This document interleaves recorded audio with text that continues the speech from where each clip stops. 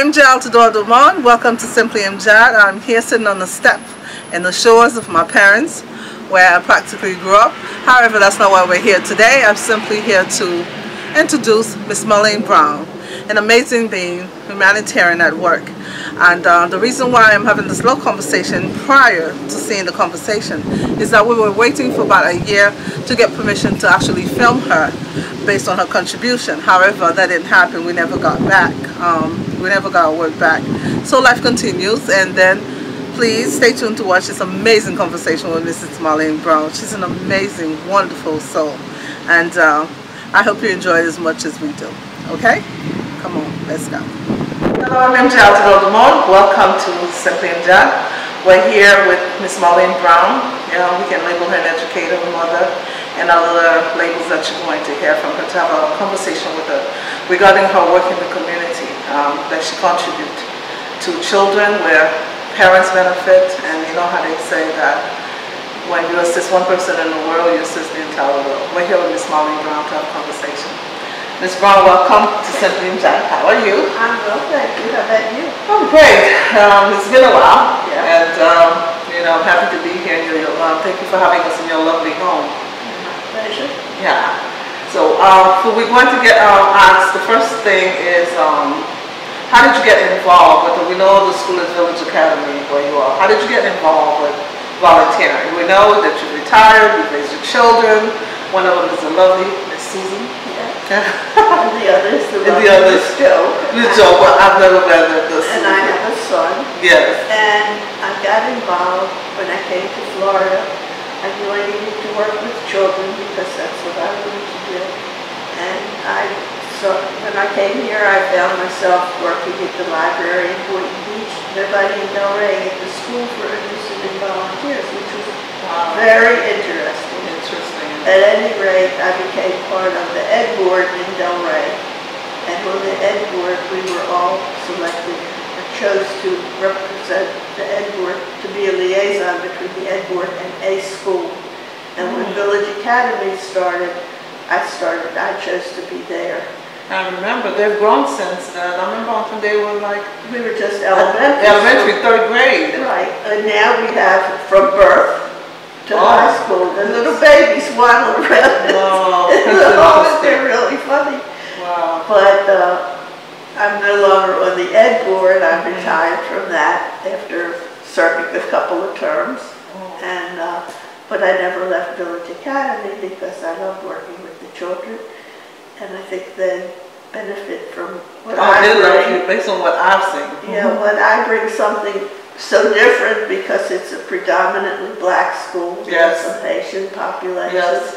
And I'm a Jewish grandmother. Yeah, I didn't want to kind of mention that, but you know, I'm glad you did. Sorry about that. That's part of it. No, I'm glad you did. We all have labels, and I don't think labels are worth very much, but it's part of my DNA. Yeah. And I mean, I make Hanukkah at the school for the children. Enjoy it. I said, this is the only time you call potato pancakes latkes. Latkes.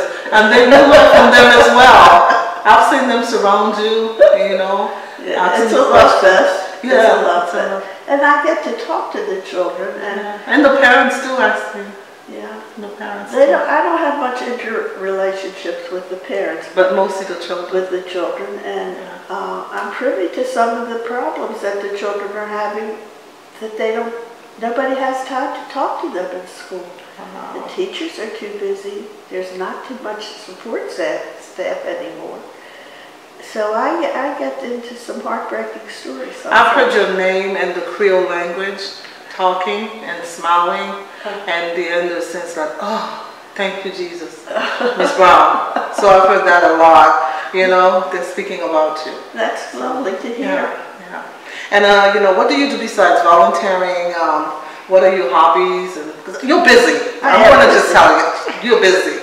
You're a busy girl. I am a busy girl. Yeah. I was talking to a friend of mine from London a few minutes ago, and she asked me, did I have a love interest in my life? Sometimes I would ask the same question, but you know, I say respect, you know. And I said, no, but you know, I keep very busy. My God, it's true. It is. So I have a full life, and I do wonderful things. I do yoga. And I teach yoga here. I have a little group. We do yoga outside. And it's beautiful to be doing that. I belong to a couple of book groups, and I love reading, so I'm an active participant in that. I work for the Democratic Party in Delray. I supported our mayor, and I had a meet and greet here. I remember that. Yeah, I remember. I was late. Well, I was surprised. Late? You?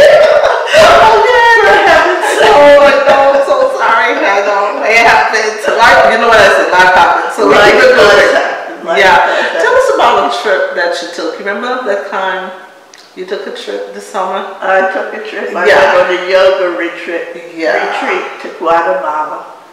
And I thought we were at sea level, but we weren't. And we just kept climbing up the mountain to go to our rooms.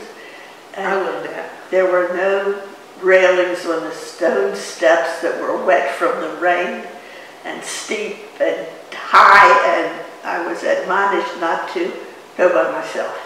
So I had a minder. Somebody came and got me and walked me down and walked me up. But I was pretty much a prisoner there. I don't think even if someone decided to take me up and down, I don't think I would go. Well, I think I was in over my head, but they had never been there, the two women who led the group, so they didn't know. But the age range of the group was from 86 to 20. And we got along so beautifully. And the 20-year-olds were so amazed. They said, "It's really nice hanging out with you older women." It's fun hanging out with you. Right. So we all had a good time. Yeah. Okay, well, and do you have any projects in the future, that you would like to tell us about? Well, we're getting ready to start gearing up for the election. Okay. So busy. Yeah, very important as far as I'm concerned to get the people to go out and vote. And absentee balloting is one of the things that the Democrats are looking to get more and more people involved in that, and especially the older population. Standing in line is not a good idea. No, it's not. So, we're working on getting more people involved in that. And, I do one day at a time. At my age, you do that. Your age? What, 25? I have an 87. Okay, we're going to take a break and we'll be right back with this 25-year-old. 25. Welcome back to our lovely conversation with our beautiful guest, Miss Marlene Brown, who's having me in stitches behind the scene, which you guys didn't see. We're laughing, talking about personal things. Okay, I want to ask you another one. We know you're retired, but you volunteer. What is it that people in your age group, what message you like to send to them? To say that you don't have to sit at home. You don't just sitting at home watching TV all day. Not that, to watch television, but... Well, there's nothing wrong with television, and I'm sure it saved a lot of people's sanity. But all I can be is the power of example. And I talk about what I do, and they see the enthusiasm that I have when I go to the school, and I talk about the school and the children and what I do, and they know how good it is to be participant in something like that. I've always done volunteer work before I came to Florida. Before you retired even?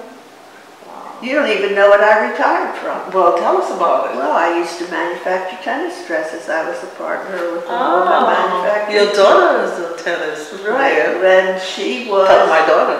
When she was 7 years old, she was a model we had a line of children's dresses. Tennis dresses, and we had a fashion show in Baltimore. Susie Cute. Susie Cute. She was precious. She was precious. And so I manufactured tennis dresses, and I did that for a while. And then I worked with my husband. I was a controller. He had 5 dental. That's a lot in that head of yours brain. It's been busy. It's been busy, and I always was doing something else for the community.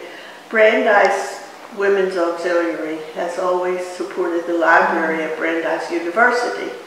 And in Baltimore and in many cities, we would have a book sale.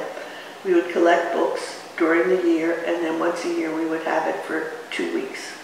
We had an apartment that we rented, and it was filled with books. The bathtub was overflowing with books. God. So we had to catalog and price them and ferret out the rare books that could bring in a lot of money, and we always found those. That was the treat of it. But what we did was have it. Now that's an idea, folks. Work at home, parents. We had the sale downtown near the inner city, so that people who couldn't afford to buy new books were able to buy these used books. Lots of encyclopedias were gone into the schools in the inner city, so it was a double help. Yes, it was. It was a win-win. Blessing, double blessing. Yes, we helped the people in the city. I'm a book lover. No use. Missing a cover doesn't matter to me. It's what's inside that book. I get lost in books. Yeah, well, my sister one day said to me, how lucky we were that our father taught us to love reading. And that's power. Yeah, it is power, and that's one of my favorite things to do, is to read. I read a lot. And I was just writing, I sometimes even remember what I've read. Yeah. Which is always nice.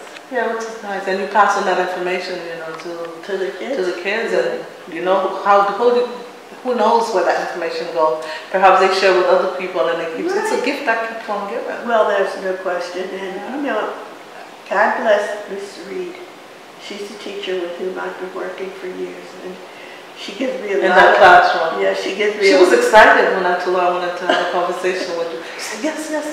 She works so hard. Well, she loves me. Yes, she does. Her. She said the kids just adore you. That's what she tells me. That's so nice. And, she gives me a lot of latitude, and I bring something to them that they would not experience. Yes, sure. So I try to bring something different and help them and teach them, encourage them in their work. I know my Haitian, people, they're very impressed with what you do, because the fact that you retired, and then they said that's a good thing. She retired, and then she comes back to work. And I think that's a lesson for them, as well, saying, you know what, perhaps when they're retired, that's when they can do it. Perhaps they didn't ever thought about retiring. Because I listened to their conversation when I'm passing to the hall. She retired, but she's not.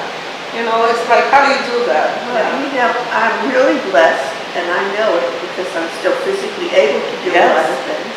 You move fast. I do move fast. Last time I caught you fixing your hair. Remember that? I blew it on. I said, hey, cutie. You look good. You look good. Yeah. So can you tell us what you've learned from the kids, because I know it's a learning process for the teacher and the student. Absolutely. Well, mostly what I know from the children is all about love and honesty. And that's that they're open, they're willing to say what they feel, and it's just a lovely community of sharing that. Did they teach me how to read? Did they teach me how to write? No, but they teach me how to feel. And we give and we get. And I think that's what I was about to say. It's like the love that you give. It's a circle. You're open, so they're open to it. Exactly. Yeah, children can read us like we think we're deceiving them, and we're deceiving ourselves. Absolutely. He's putting something over on them. My nephew came here once, and he never forgotten about you. He said, when are we going back to your house? I said, I don't know. I'll let you know. Okay, well, this is the time for our humble little gift. We just started, and you can read it. This is for you. Oh, forget. Let's take a look at it first. I think it's so cute, so adorable. Clara help us indeed. Miss Reed, help us with that picture. Yeah, so I want you to read it. Okay. Yeah. Oh, yeah. You want me to read it out? Yeah, you can read it out loud. I don't know how it starts. It starts up here. Well, Tasha was covered. Yeah. Living beyond the experience of cancer. Oh, okay. Yeah, living beyond. What was that? That was a blip in the road, right? Yes. She never remains out of the sight through her experience. She assists in children learning and assists with their families. She donates and she creates and enrolls others to do the same at a local school. Yes, I thank Ms. Brown. She could afford to remain in her comfortable home and do nothing, ignore her community and the people that add up to her community. No, Ms. Brown is a smart cookie. She is clear that all players are valuable in the game of life. And say, if you are a labeled senior citizen and you are able to assist, please do so. Assist in creating beautiful upcoming moments is amazing. This is so lovely. A Conversation of Transformation by MJ. Fly Like an Eagle Productions. I love it. And we have the eagles that fly, no matter what age. That's why I love it. Okay. You want to take a look at Aegis and take a pic of us? Did you know who Aunt Molly is? My shirt. Who is the Aunt Molly? That's your aunt? No, we were reading a book, and Aunt Molly was coming to visit in the book. The children were reading the book, and they were going to act out the play, their book. So I said, I want to be Aunt Molly. Oh, this is adorable. Miss Reed, this is, thank you, Miss Reed. Thank you. And I'm going to thank you in person. Okay. So I was coming from France. Okay. Well, this started our lovely conversation with Miss Brown. I love her, you know, I don't say to death, I love her in life and living, because as long as I'm living, my sweetheart, because I love her so much. Thank you. Thank you for having us here. Thank you for coming.